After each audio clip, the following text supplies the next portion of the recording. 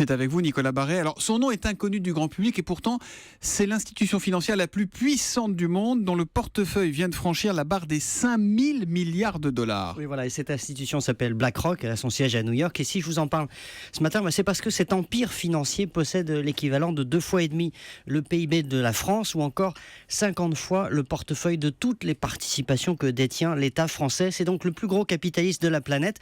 En France, il est souvent le premier ou le deuxième actionnaire de grands groupes du CAC 40 comme AXA, Total, Danone, Michelin, etc.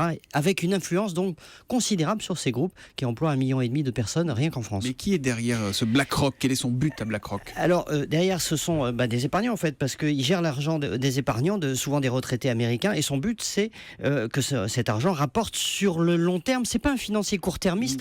On ne leur jette pas la pierre, au contraire d'ailleurs, ce sont des gens qui sont là pour le long terme effectivement, mais c'est un actionnaire américain. Et que voulez-vous, le fait pour eux que Sanofi ou Danone conservent des racines en France avec de la recherche en France, etc., ce n'est pas leur affaire. Et c'est pour cette raison que face à ces immenses puissances financières, eh bien, il est important d'avoir des contrepoids. Il est important d'avoir des actionnaires nationaux à côté de ces énormes financiers. C'est pas le cas?